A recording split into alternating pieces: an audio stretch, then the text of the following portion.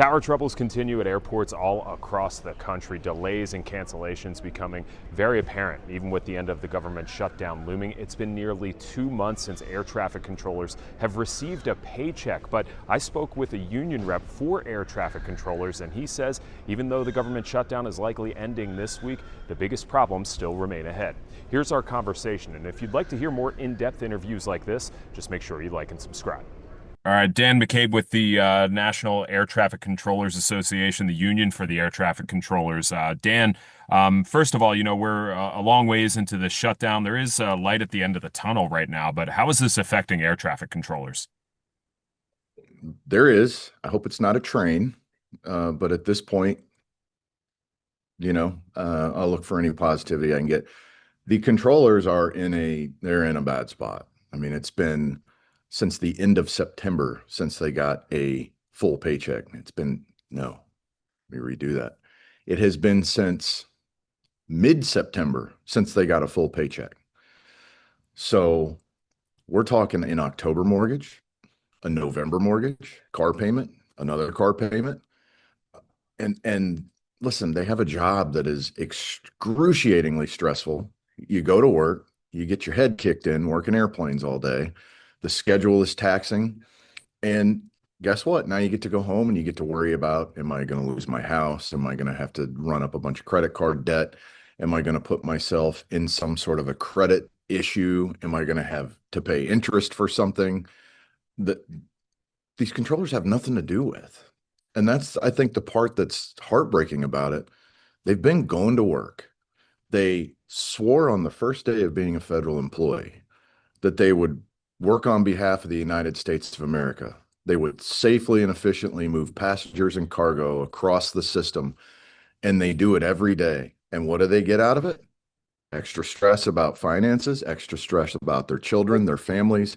How are they going to afford to do things? And potentially credit issues, running up credit card bills with interest. I mean, it's not sustainable.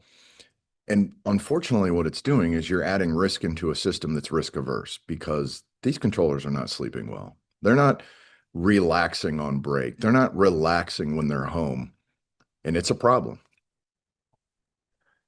And, what do you say to, air travelers that might, hear what you're saying there, but, say this is what you guys sign up for, right? Like it's different than another job because it is so connected to the federal government and what's going on. I mean, what do you say to people who are critical of the air traffic controllers and say like, hey, you signed up for this? I don't think anyone ever got a briefing. And I know when I got hired 20 years ago, when we were swearing in, they never said, hold on, let me tell you about a government shutdown, and then you can decide if you want to walk out. So I get it. We signed up for a very stressful job. We signed up to work 24/7, 365. We signed up to work Thanksgiving and Christmas and New Year's. I mean, yeah, we did. And we signed up for a job that's extremely stressful and that has a lot on the line. You got to be 100%, 100% of the time. There's no pause button.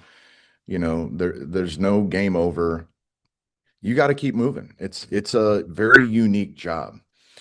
But that being said, we train controllers early on about the minimization of stress and getting your head in the game because it's a mental game. It's a mental Olympics. You sit down and you have to do things and train people to do things and look for things and see things that they're not pre-wired to do. And to do that, you got to have some fatigue mitigation. You got to get some sleep. You got to take care of yourself. And, working like that is both mentally and physically fatiguing. So what we don't want are people bringing in their outside stressors, their worries about their family, and bringing those into the control room. And then you have this ambient stress that's overlying the stress you do every single day. And it starts to add up and it starts to break them down. And that's what we don't want. We don't want controllers to come to work on anything other than their A game. We want them to be able to have quality time off. We want them to be able to do things on their break, to recover, feel better.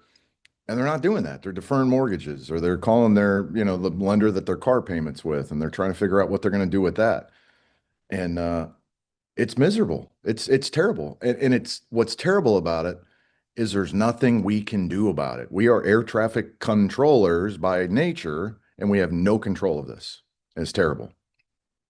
Yeah, so we keep hearing that, even with the shutdown presumably likely ending this week, that we won't see relief at these airports across the country for a couple of weeks, likely into the Thanksgiving travel season. Can you give an explanation for why that is, why things, just don't snap right back to the way they were, a month or two ago? Well, shutting the government down, especially the FAA side of the house, is like starting a freight train up after you've slammed on the brakes. Takes a minute. The what we saw in the last shutdown, the 2018 into 2019, we couldn't fully visualize or even conceptualize the damage that was done to all the different lines of business, different projects for months and months and months and beyond a year. Because you got to get everything moving first, right? First and foremost, you got to get people paid. You got to get them paid fairly quickly. We got to give these people the financial relief to get that off of their plate. We get everything moving. We get people back into a healthy mental and physical state. And then we figure out, what did we miss the mark on? Because, there are other FAA employees that are furloughed, like not coming to work. And some of them do some extraordinarily important staff support things for us and for the mission as a whole. So we got to figure out what didn't get done with that. Did any projects suffer any slowdowns? What happened with training? And that all takes time, right? You got to get everybody back. You got to get things back, turned back on. And then we got to figure out what that looks like. So, yeah, there's no flipping the switch and suddenly, like, bingo, everything's right back to normal. It's not going to take forever. But first and foremost, we got to get them paid. We got to get everybody paid. We got to get the furloughed people back in the buildings, and we got to get some sense of normalcy for them in that. Do you think it'll be, somewhat manageable by Thanksgiving, the week of Thanksgiving? Um, I couldn't predict that if I wanted to. I hope so. I mean, yeah, I hope so, but I don't know. I mean, that really depends on what happens today and the rest of this week. And best case scenario, we get something done today, and there's your best shot moving forward. But I can't predict that. There are too many variables out there. Yeah, that makes sense. And even despite this, obviously getting paid, I understand is a big thing, but as far as, the staffing of air traffic controllers across the country, is that still going to be an issue regardless of what's going on right in this moment? Oh yeah, for sure. Our staffing wasn't good like 2 days before the shutdown started. It's not, we didn't magically get better during the shutdown. It's staffing has been a point of contention that we have been talking about very openly for over a decade. I mean, you're 3,800 fully certified controllers short, not even developmentals or people you've hired to do it. 3,800 people who have been through years of extremely specialized training. 3,800 of those short. That's a lot. And it varies system wide. Some places are shorter than others, but you can't just hire a controller, sit them down, make them take a test, snap your finger, and then suddenly they're a controller. It takes a lot of time, a lot of repetition, a lot of training. And unfortunately, that's our problem. Because guess what? The trainers are getting closer and closer to eligibility for retirement. So it's this constant battle of trying to get someone done before attrition happens through the other ways. So in order to, meet the staffing that would, fill you guys out, I mean, are there any discussions about, trying to relax some of the requirements like that 31-year-old, age, top out? Is there any discussion to try to broaden the field of how many people you could bring in to try to fill these positions? So Secretary Duffy has made it a priority with his supercharging of the hiring and retention of air traffic controllers. And it doesn't require us to change the standards. The standards have been the standards for forever. And the standards work, and we support those standards.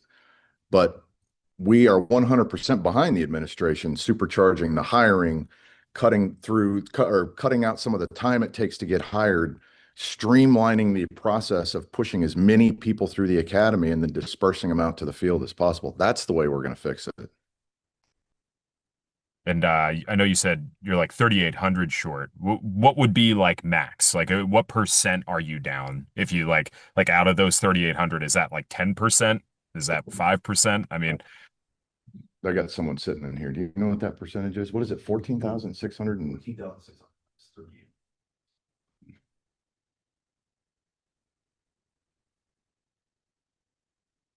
so it's like close to 20% if it's Yeah. like out of Yeah. 15,000, right? Yeah, it's 14,600 and change. So yeah. So that's pretty significant then. I mean, how are airports operating under that? I mean, is it longer hours for the people who are working? Like how does that work? For sure. Yeah, there are plenty of facilities out there where controllers are working 10-hour shifts 6 days a week, getting 4 days off a month, which is taxing in and of itself. Some places aren't as bad as others. But I mean, there are plenty of places working 6-day work weeks, and that just adds to the fatigue of everything else. And what can you really get done with 4 days off a month, right? So staffing is a huge priority for us. Was before the shutdown, will be after the shutdown concludes, and it's just one of those things that we're all going to have to put our heads together and fix it. And I know you kind of said before we started our interview that the Raleigh-Durham airport relatively decent as far as staffing goes, but how do these decreases in staffing in these other places affect an airport like ours? Well, everything's interconnected, right? So you may be stuck at an airport in some city far away, and it has nothing to do with that airport. You could be stuck in Raleigh-Durham because of an issue in Atlanta. You could be stuck in Raleigh-Durham because of an issue in Denver that created an issue in Chicago, and a crew is running behind, and an airplane is somewhere it's not supposed to be. So the system is so interconnected. One small glitch here, you begin to feel 1,000 miles away within the next couple hours. And that's just how it works. And that's why everything is so dynamic. And we try to stay on top of all that. But there are times that there's nothing you can do. You got weather, you got construction. We downshift it to keep things safe. You're going to feel it. But it may not be at the airport you're sitting at. You may be feeling the effects, the ripple from somewhere else. Yeah, it's funny you mentioned Denver. Yesterday, I talked to a guy who was stuck at RDU for 3 days. He couldn't get, a Gross. flight back to Denver that was in his price range, Yeah. or a reliable one. He had a couple fall through on him that were affordable, but, last 30 minutes. I mean, what would your message be to people who have been incredibly frustrated by this over the last few days, the last few months, really, of this? What would be your message from, an air traffic controller perspective about, I don't know if you have any message for those people. Don't. I really don't. One thing people have to understand is we're going to keep coming to work. We're going to keep things safe. Sometimes keeping things safe doesn't mean keeping things fast. And just understand that when the system is slowing down, that's a good thing. It means the system's working. It means things are being slowed down to keep things safe. I get it. No one wants to be late. No one wants a 2-hour delay. But if the system is slow, it's a good thing. It means it's working. I think that's a good message enough there. Sorry, So Kevin. You want me to move? No, you're good. Okay. considering that we're expecting a vote here today, tomorrow, sometime soon, hopefully the government shutdown then ends. I mean, is there any leeway for those air traffic controllers to come back? Are they expected to be back immediately? Like, what will that transition period be like? Nothing changes. Nothing changes. Just the paycheck starts showing up. There's been no change in the expectations of anything. Going to work, now you're just going to get paid for going to work. Finally. Yeah. Because I know that message from the president too, just saying that, he would potentially try to offer air traffic controllers who were working through the shutdown more money. I mean, what is like kind of the union's perspective on that message from the president? And like, I mean, it sounds like he's calling out people who are refusing to work, but from what you're saying, it sounds like that's not the case. Well, listen, I'll take any opportunity to recognize the people that do this job every single day at the level that they do. Any opportunity to recognize them for their work, I'm all in. Sign me up. Gotcha. All right. I think those are all the questions I have, but I hate to always Cool. have the last word in these things. Any last message that you have, maybe that we didn't talk about? Not really. I'm just excited to see what happens today. We'll Optimistic. I see. like that. Yeah, optimistic. cautiously optimistic. Here, here. All right. Well, Dan McCabe, All appreciate you right. making the time and talking to us, and we'll talk soon. Take care. See Thank ya. you.